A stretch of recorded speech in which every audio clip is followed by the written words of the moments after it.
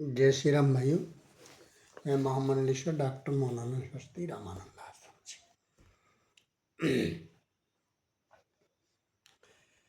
देखिए, प्रश्न है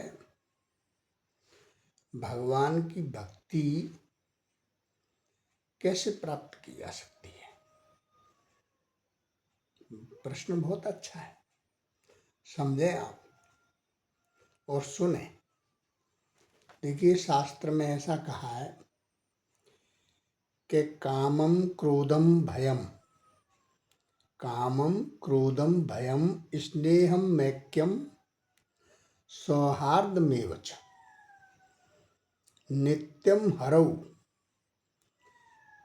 विद्यते यान्ति सनातन। ये बहुत सनातन और पुराना तरीका है। कौन सा? कि कामम यानी अपने मन को किसी भी कर्म में लगा दो और उसको काम से क्या होगा? काम से क्रोध और क्रोध से भय और भय से स्नेह, स्नेह से एकता यानी अभेद होगा, मित्रता और मित्रता से मन को नित्य भगवान में लगा दो। मित्रता हो गई तो मन को भगवान में लगा दो। ठीक है, तो भगवत प्राप्ति का ये अभेद तरीका है। समझे कि नहीं? भगवान से कोई भी संबंध होना चाहिए, ये आनंद घन है। कोई भी संबंध हो, चाहे दुश्मनी क्यों न हो, मित्रता क्यों न हो, भक्त का हो, पुत्र को हो, पिता का हो, परमेश्वर का हो, उससे संबंध होने पर सभी भाव शुद्ध हो जाते हैं। ठीक है? क्यों कि आप लोहे को चाहे छुड़ा के मारो या दूर से फेंक करके मार दो, तो सोना बन जाएगा कि नहीं? पारस से लोहा दूर से मार दो, हो जाएगा कि नहीं? हो जाएगा। ऐसे ही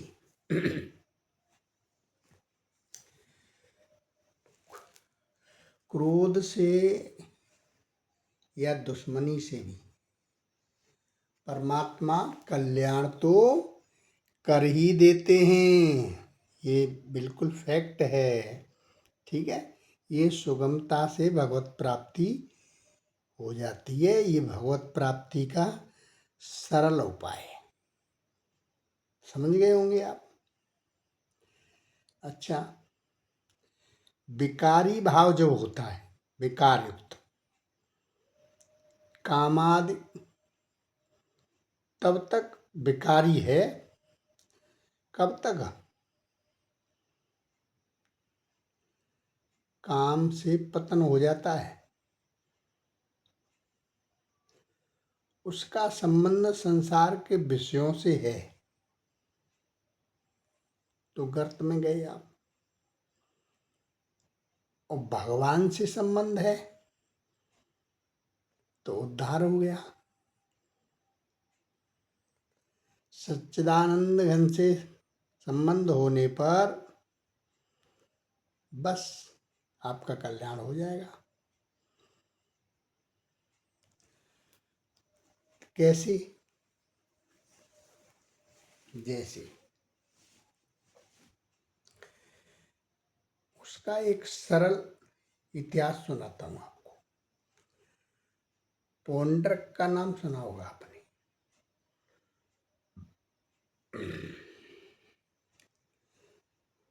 पौंड्रक काशीराज का पुत्र था, यानी वो नकली कृष्ण बनता था। कृत्रिम 4 भुजाएं लगा लेता था, मुकुट लगा लेता था, मोरपंख धारण करता था, कृत्रिम चक्र धारण करता था, बंसुरी रखता था, पीत वस्त्र धारण करता था, कहता था मैं असली कृष्ण हूं। और नकली कृष्ण सो द्वारका में है। और उसने दूत को भेज दिया वहां, बोले जाओ उनसे कहो आकर के मेरी शरण में आ जाए, असली कृष्ण की शरण में आ जाए। यानी नकली कृष्ण कह रहा है असली कृष्ण भगवान से कि मेरी शरण में आ जाओ तुम। परमा सारा संसार उसकी शरण में जाता है, वो उनको कह रहा है कि शरण में। ये क्या है?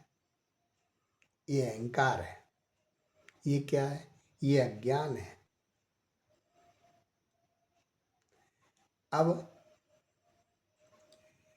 अहंकार भी यदि भगवान के प्रति हो, कैसा कि मैं भगवान का पुत्र हूं, मैं भगवान का भक्त हूं, भगवान मेरे हैं, ये अहंकार हो तो कल्याण हो जाएगा। लेकिन ये नहीं हुआ, द्वेष का हो गया। भगवान कृष्ण को दूत के द्वारा संदेश भेजा गया, या तो मेरी शरण हो जाओ नहीं तो मेरे से युद्ध करो। भगवान ने स्वीकार किया। काशीराज उनकी सहायता के लिए सेना लेके आ गए। उसकी खुद की सेना, भगवान कृष्ण अकेले ही गए रथ में बैठ के, जा करके घोषणा करती निकलो बाहर पुंडरक। बाहर निकला, सारी सेना का संहार कर दिया भगवान कृष्ण ने। उसके हाथ काट डाले, पुंडरक के सिर काट डाला। काशीराज था, उसका भी चक्र सुदर्शन से काट डाला। सेना संहार हो गई।